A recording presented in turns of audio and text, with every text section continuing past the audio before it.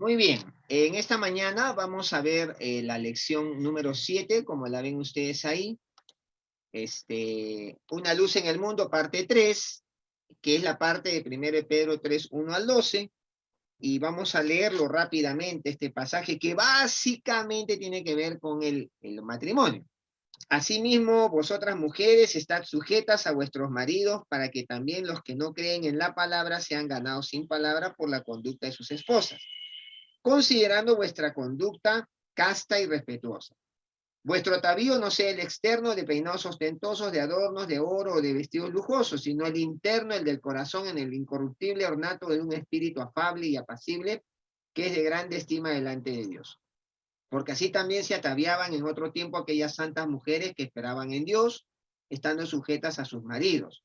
Como Sara obedecía a Abraham llamándole Señor, de la cual vosotros habéis venido a ser hijas, si hacéis el bien sin temer ninguna amenaza. Vosotros, maridos, igualmente vivid con ellas sabiamente, dando honor a la mujer como a vaso más frágil y como a coherederas de la gracia y la vida, para que vuestras oraciones no tengan estorbo. Este es un pasaje tremendo, ¿no? Tremendo porque aquí nos muestra facetas que vamos a mirar. Desde el 2.18, como hemos venido diciendo en las clases anteriores, hemos estado estudiando sobre la luz del cristiano que alumbra en el hogar. Ya vimos la aplicación de esto respecto a los amos y sus siervos, que en aquel tiempo eran parte del hogar común. En esta lección vamos a ver otro aspecto del hogar, la relación entre la esposa y el marido. Ahora, siguiendo con el tema de ser luz en el mundo, veremos las exhortaciones que Pedro hace para aplicación en la iglesia local, la relación que debe existir entre hermanos en Cristo a su vez. Entonces, vamos a mirar rápidamente en el hogar.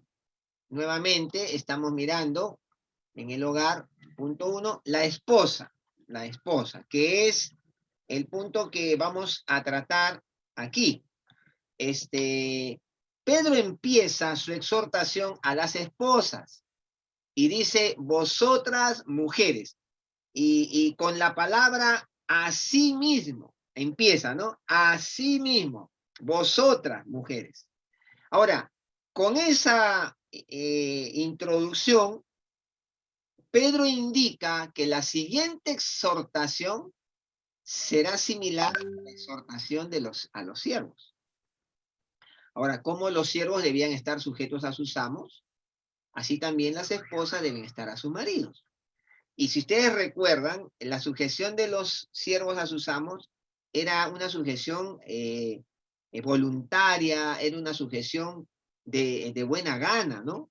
Ahora, la misma palabra griega, upotazo, que es la palabra griega para sujetarse, se usa para la sumisión entre los siguientes pares: el cristiano al gobierno, el siervo a su amo, la esposa a su marido, los ángeles, autoridades y potestades a Jesús. Miren, el mismo palabra griega se aplica a todos estos conceptos. Por ejemplo, también de los jóvenes a los ancianos en 1 Pedro 5:5, y todo cristiano a otro. La palabra upotazo se usa para la sumisión con relación a todos estos, todas estas aspectos de la vida. Ahora, es bueno mencionar que siempre Pedro da una razón para su exhortación. Aquí, por ejemplo, dice que la sumisión de la esposa puede ganar a un esposo que no cree la palabra. Ahora, si esto es así, miren qué poder puede tener la sumisión. Porque Pedro está diciendo, asimismo vosotras mujeres estad sujetas a vuestros maridos, para que también los que no creen a la palabra sean ganados sin palabra por la conducta de sus esposas. Qué tremendo poder puede tener la sumisión. Ahora, 2 veces Pedro menciona la conducta. La conducta de la esposa la menciona 2 veces. Y esa palabra es anastrope. anastrofe, que significa manera de vivir, carácter, a eso, ¿no? Manera de vivir. Dice, para que sean ganados sin palabra por la conducta de sus esposas, considerando vuestra conducta casta y respetuosa. 2 veces menciona conducta, la palabra anastrope, que, vuelvo a repetir, significa literalmente manera de vivir, carácter. O sea, ¿qué está diciendo Pedro entonces? Para que por el carácter y la manera de vivir de sus esposas, considerando ese carácter y manera de vivir, se han ganado sus esposos. Eso es lo que está diciendo Pedro. Ahora, ¿qué otro gran poder hay en la conducta? ¿No? Ahora, puede ser más poderosa que la palabra, que lo que decimos. Y obvio, porque hay una frase siempre que se escucha, ¿no? Tus actos hablan tan fuerte que no escucho tus palabras. Entonces, nuestra conducta, nuestra manera de vivir tiene un efecto poderosísimo. Así como la sumisión, la sujeción, tiene un gran poder también. Ahora, sin embargo, muchos queremos hablar mucho y poner por obra muy poquito. Ahora, después nos preguntamos por qué nunca logramos mucho, ¿no? Y hermanos queridos, ojo, pestaña y ceja, porque Pedro está diciendo una gran verdad. Ahora, la construcción básica de los versículos 3 y 4 es la siguiente, ¿no? Dice, no sea el externo de peinados ostentosos, de adornos, de oro, de vestidos lujosos, sino sea. Eso es lo que tenemos. La construcción es así, no sea, sino sea. Entonces ahí hay una construcción, que esta construcción gramatical tiene un significado especial en la Biblia. Y conviene no pasarlo por alto. En la Biblia siempre vamos a encontrar este tipo de construcciones gramaticales. ¿Y para qué sirve? Para hacer hincapié en la segunda cosa. O sea, no sea, pero sea así. ¿Qué quiere hacer? Poner hincapié en lo segundo que va a decir, sin prohibir por completo lo primero. O sea, vuestra conducta no sea así, más bien si no sea de esta manera. No está anulando lo anterior, sino que está poniéndole mucho peso a lo segundo. Ahora, por ejemplo, vamos a poner un ejemplo. El Señor usó una construcción cuando dijo, o este tipo de construcción cuando dijo, trabajad. No por la comida que perece, sino por la comida que a vida eterna permanece. Eso está en Juan 6:27, ¿no? Obviamente Jesús no prohibió un trabajo secular, el oficio diario, para poder poner el pan en la mesa. Pero quiso subrayar más bien la idea de buscar el pan espiritual. O sea, subraya una idea sobre otra.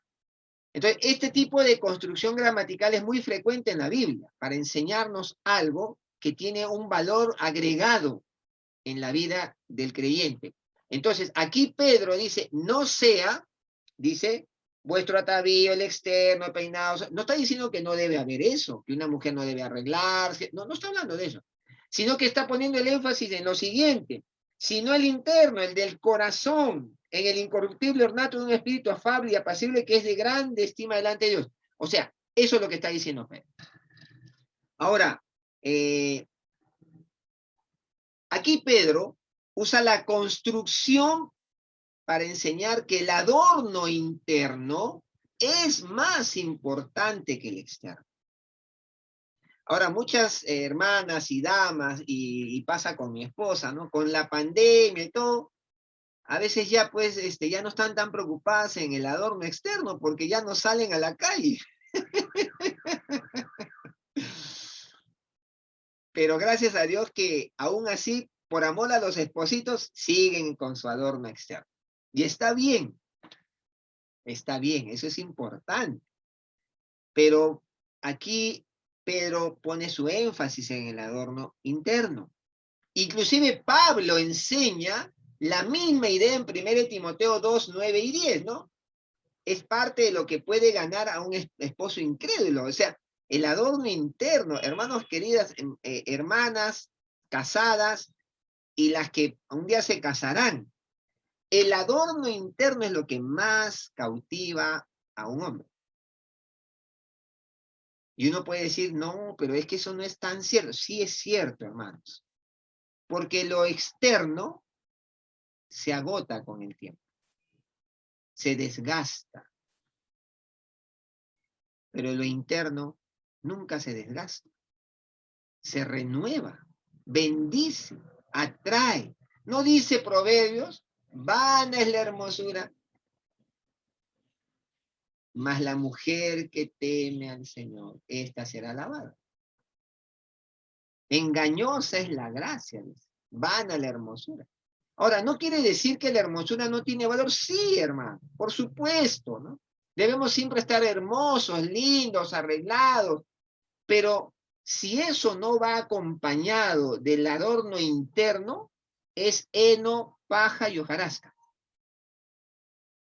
De verdad, hermanos. Se deteriora con el tiempo, se acaba. Yo conozco mujeres que pueden ser hermosas, pero cuando abren la boca, ¡ay, qué miedo! ¡Qué miedo! Para salir corriendo. O cuando ves el comportamiento, su forma de ser, soberbio o déspota, ¡qué miedo! Entonces se dan cuenta que el adorno externo tiene un valor, pero es mucho más valioso el adorno interno. Es lo que va a permanecer en la vida. Ahora, Pedro describe el valor de este adorno interno al decir que es de grande estima delante de Dios. Ahí está. El interno, el del corazón, el incorruptible, el ornato, un espíritu afable y apacible que es de grande estima delante de Dios. Hermanos queridos, hermanas, ese adorno interno para Dios es valiosísimo. Y por ser tan valioso, Dios puede ganar a los esposos. Y es más, aquí no lo dice Pedro, pero puede ganar a los hijos. Obvio. Ahora, Pedro también con la palabra incorruptible también habla de su duración, su cualidad de no degenerarse. El adorno interno no se degenera, no se corrompe, no se acaba, ¿no? Como el adorno externo. El adorno externo, tarde o temprano todos nos volvemos pasitas. Pero qué lindo es ver una pasita con un adorno interno floreciente, ¿no? Qué hermoso es eso. Hermano, yo me acuerdo de mi abuelita. Mi abuelita, con sus prácticamente 100 años, se fue a la presencia del Señor. Pero ella tenía el adorno interno tan a flor de piel, que era un encanto hablar con ella. Yo me acuerdo haber ido a verla algunas veces ya en sus últimos años. Y nos poníamos a conversar. Y yo la fastidiaba, porque ella decía, hijito, a mí me duele acá, se tocaba el brazo, me duele acá, se tocaba el pecho, me duele acá. Entonces yo la fastidiaba y le decía, y le pedía que me enseñe su dedo. Abuelita, ¿no será tu dedo? Porque donde ella se tocaba le dolía. Pero es eso, ¿no? El adorno interno, es incorruptible. Estas descripciones no se pueden aplicar al adorno externo, porque todo lo externo se acaba. Todo lo externo se acaba. Ahora, de igual manera que los siervos tuvieron un ejemplo que seguir a Jesucristo, aquí también Pedro menciona un ejemplo para las esposas. Miren, verso 5, miren lo que dice. Porque así también se ataviaban en otro tiempo aquellas santas mujeres que esperaban en Dios estando sujetas a sus maridos. Entonces, aquí el ejemplo son las santas mujeres en general de otro tiempo. Y pone allí de ejemplo a Sara, la mujer de Abraham. Dice, como Sara obedecía a Abraham llamándole Señor, de la cual vosotros habéis venido a ser hijas si hacéis el bien sin temer ninguna amenaza. Ahora, cuando las mujeres leen esto, dicen, no, eso no puede ser, ¿no? Yo le voy a contar una anécdota, mi esposa está por ahí. Estábamos en un matrimonio y estábamos con el pastor Chávez, que somos muy amigos y nos jugamos, ¿no? Entonces yo le digo a él, le digo, Roxanita no se quiere sujetar. Y el pastor Chávez dice, ¿de verdad? ¿Tú no sabes que debes decirle a tu Beto, Señor? Y mi esposo se quedó así, ¿no? ¿De verdad? Y fue más que una broma, pero porque a nosotros nos cuesta, ¿no? Decir, ¿cómo voy a decir a mi esposo Señor? Obviamente no estamos en esta época, pero habla de la actitud, ¿no? Y que no es servilismo, ¿no? Que no es degradar, sino es ese respeto, eh, ese sometimiento, esa sujeción en el amor. Porque la sujeción no solamente es de las mujeres, también del hombre. Dice, sujetaos, someteos en el Señor unos a otros. O sea, porque los hombres piensan que uno no debe sujetarse al esposo también. O sea, estamos sometidos en el Señor. Ahora, aquí Pedro dice, ¿no? Ella mostró, Sara, miren cómo muestra su adorno interno al obedecer a su esposo. Y le obedece a Abraham y le llama Señor en términos de respeto. Básicamente es eso lo que está diciendo Pedro. Y en Sara tenemos un ejemplo de la sumisión puesta por obra, ¿no? Porque dice lo que dice el verso 1, ¿no? Asimismo vosotras mujeres están sujetas a vuestros maridos. Y Sara hace eso. Ahora, miren, las veces que Sara no lo hizo, metió la pata. Claro. Y eso sucede, ¿no? A veces nos cuesta aceptarlo, pero a veces cuando la mujer en su buena intención puede tomar la iniciativa y pasa por encima al esposo y se pierde la bendición de estar bajo la autoridad de su esposo. Ahora, pero muchas esposas pueden decir, pero mi esposo no es digno de esto, porque mi esposo no es digno de que yo me someta a él porque es un tal por cual, no conoce al Señor. Bueno, Pedro habla del gran poder de la sujeción. Ahora, no la sujeción servil, ¿no? Sino la sujeción inteligente, la sujeción en la sabiduría del Señor, pues, ¿no? Cuando yo busco a Dios, digo, Señor, ¿cómo me sujeto a mi esposo de la mejor manera que él pueda ser impactado por mi vida, ¿no? Eso es lo que está diciendo Pedro. Y obviamente la sujeción de la esposa va hasta el momento que, en el punto de que yo no me vea en el problema de que esté haciendo algo que Dios no quiere, ¿no? Cuando choca con mi comunión con el Señor, cuando choca con mi obediencia y mi sujeción al Señor, hasta ahí llega mi sujeción.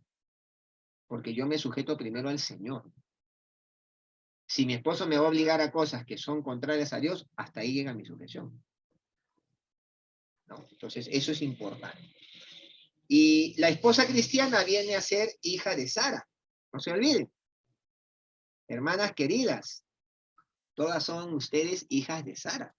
En el sentido de participar del mismo carácter, es decir, caracterizadas por su vida, ¿no? Su forma de ser. Y serán como Sara sin tener ninguna amenaza. Interesante es eso.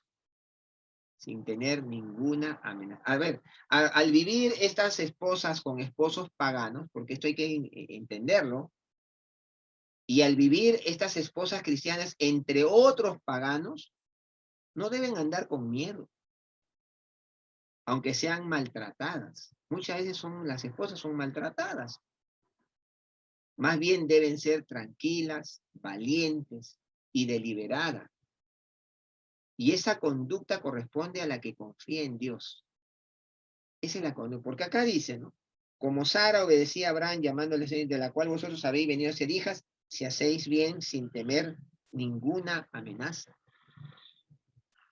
Y entonces, la mujer que confía en el Señor es de espíritu amable, tranquilo, afable. Ahora, el problema, mis hermanas queridas, es que a veces, de repente, necesitamos que Dios nos ayude a manejarnos, a tener ese espíritu afable, amable, sin hablar, sin que sean, pues, serviles, ¿no? Que sepan mantener la ecuanimidad, la tranquilidad, no perder los papeles. Ese es un gran desafío que Pedro pone, ¿no? Y me llama la atención porque prácticamente toda la enseñanza va dirigida a la mujer. Y uno puede decir, ay, Pedro, pues. Ahora, Pedro era casado, ¿ah? Tenía suegra. Pero no termina ahí, no termina ahí. Porque si ustedes miran el pasaje, vamos a ir nuevamente al pasaje, vamos a mirar que también trata de los esposos. Vamos a los esposos. Ya está. El marido, 3:7, mira lo que dice. Vosotros, maridos, igualmente vivid con ellas sabiamente, dando honor a la mujer como a vaso más frágil y como a coherederas de la vida, para que vuestras oraciones no tengan estorbo. Suficiente con lo que está diciendo Pedro acá. Pedro se dirige a los maridos, aunque la esposa debe estar sujeta a su marido. Hay dos admoniciones, dos advertencias que Pedro da al marido que no permite el abuso de su autoridad. La primera es vivir con ella sabiamente, habitar con ellas consideradamente. Y aquí lo que dice literalmente es según conocimiento.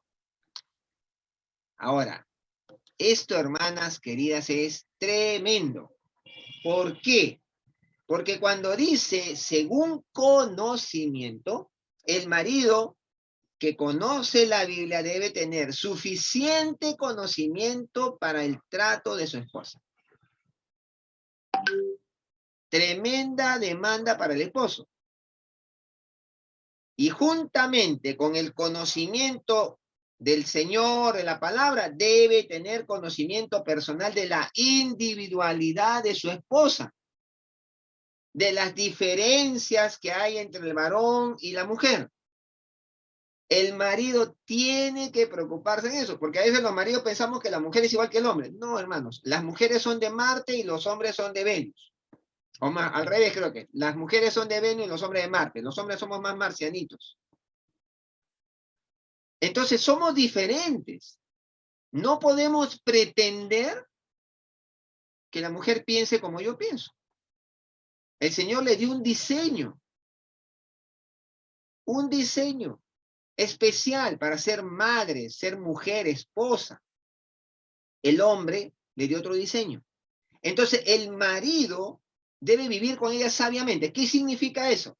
Debe conocer la palabra, sí, para saber cómo debe tratarla en el Señor, pero también debe conocer la individualidad de su esposa. Debe conocer cómo es la mujer, cómo responde, cómo es. Ella es estimulada a hacer cosas, cómo es inclusive en la vida sexual. O sea, el hombre tiene que preocuparse por eso. Si el hombre no se preocupa por eso, entonces está viviendo no sabiamente, sino neciamente con él. Así que, maridos, nos toca una tarea tremenda. Y yo te pregunto, querido esposo y querido joven que algún día te casarás, ¿conoces las diferencias que hay entre el hombre y la mujer? O te pregunto, a ti, esposo, ¿conoces la individualidad de tu esposa?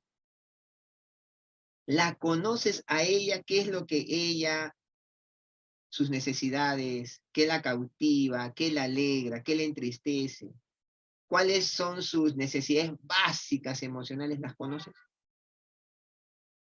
Son preguntas que tenemos que hacer. Y Pedro lo está poniendo sobre el tapete. El marido que conoce la Biblia debe conocer suficientemente todo lo relacionado a su esposa. Si no, no está viviendo sabiamente con ella. Ahora, en este conocimiento hay una comprensión acerca de la naturaleza física de la esposa, igual que la espiritual. Obvio. La palabra vaso, luego dice, ¿no? Vosotros, marido, igual viví con ella sabiamente, dando honor a la mujer como vaso más frágil. Entonces, la palabra vaso en el Nuevo Testamento se usa para vasos o utensilios literales y también de personas, objetos de la ira de Dios. Esos son, ¿no? Pablo inclusive lo dice, vasos para ira, ¿no? Ahora, Pablo también habla de instrumento escogido, vasos como instrumento escogido. Ahora, mira, si Pablo y Pedro hablan de vaso referido a instrumento escogido, quiere decir que las mujeres, dice, vivir sabiamente dando honor a la mujer como vaso, como instrumento escogido de Dios para ti, esposo, marido. ¿Me escuchaste? Instrumento escogido de Dios para ti, querido marido, esposo. Así que si eso es así, cuando tu esposa hable, para la oreja, porque es instrumento escogido para ti. Mira, hermanos, yo, perdone que hable de mí, no puedo hablar de otro matrimonio, solo del mío. Pero yo cuando mi esposa habla, yo paro la oreja. He aprendido a parar la oreja. Porque siempre que ella dice algo, tiene razón. Y me libra de problemas. Así que yo digo, Señor, gracias porque instrumento escogido es ella para mi vida. Cuando no le he hecho caso, ay, Señor, he llorado amargamente. Por eso hay que entender, ¿no? Vaso es instrumento escogido. Y dice frágil. Viene de una palabra que significa débil, sin fuerza. Algunos creen que aquí se usa en grado comparativo, ¿no? Si es así, entonces en la comparación del marido con la esposa, ella es más débil, no en lo espiritual, sino en lo físico. Hermanos, la mujer no es más débil que el hombre en lo espiritual, será en lo físico, pero no en lo espiritual.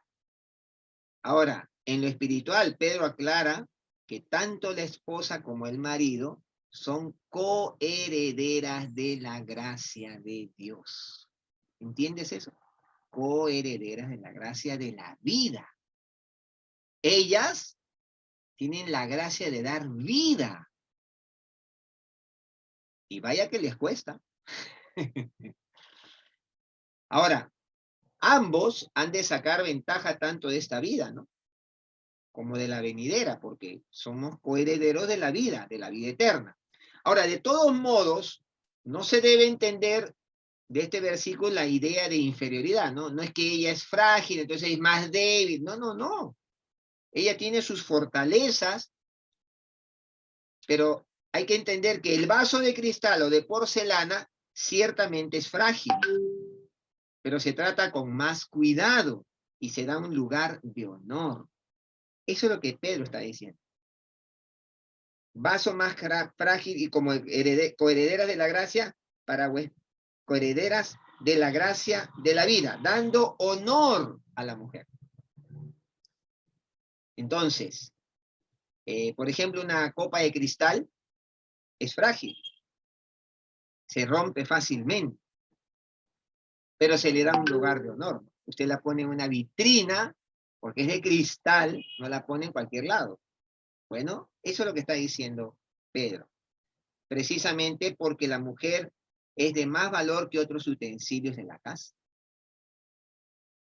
Y hermanos queridos, la esposa es de más valor que los hijos. Yo cuando hablo de esto dicen, no, no hay forma, pues. ¿Cómo que no?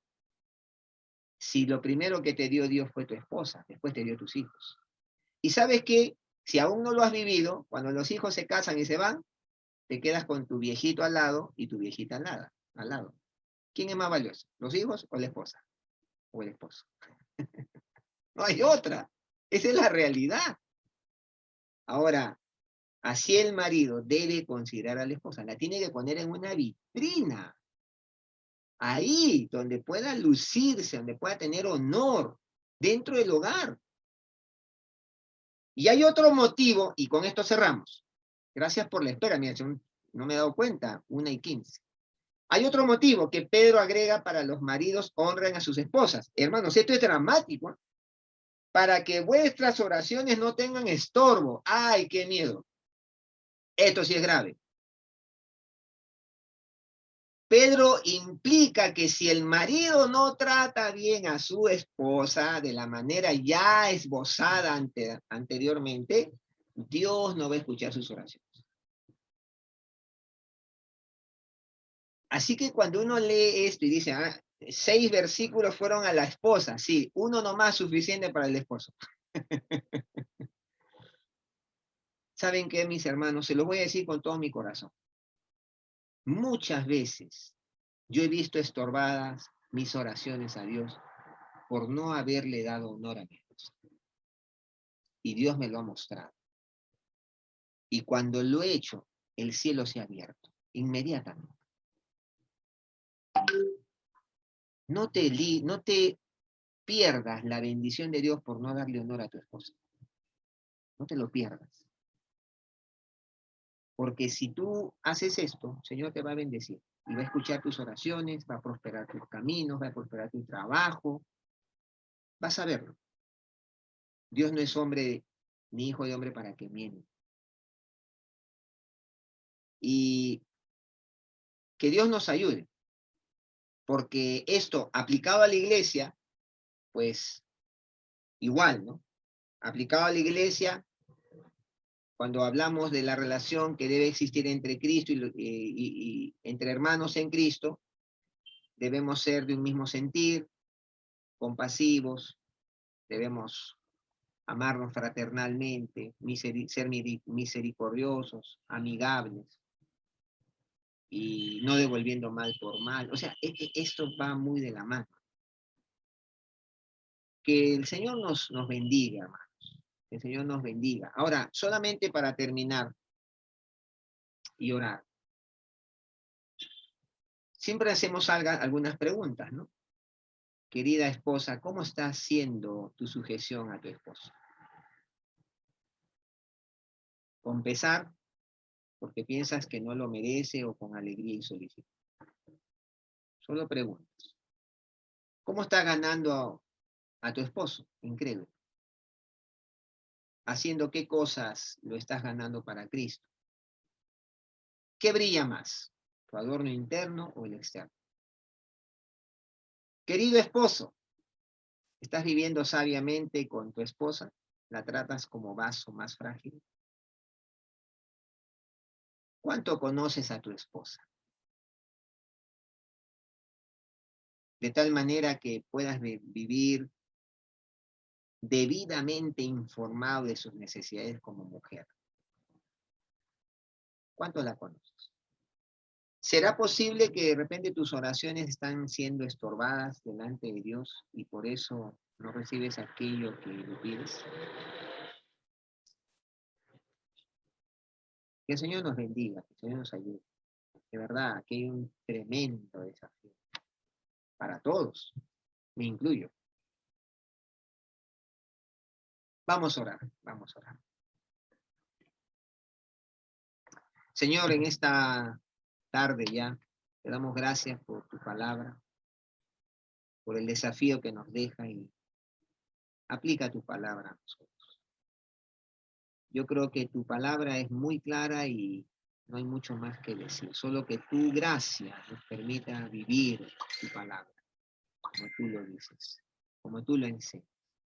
Líbranos de ser estorbados en nuestras oraciones, a nosotros los esposos, y bendice a nuestras esposas, a mis hermanas que son esposas, que viven en medios no cristianos, a ganar a sus esposos, con la ayuda de tu Espíritu Santo, dándoles el valor de vivir y de crecer en el adorno interno espiritual. Y dales el gozo de ganar a sus esposos, para la gloria de tu nombre y para el reino de los cielos. Señor, oramos así en el nombre de Jesús. Amén.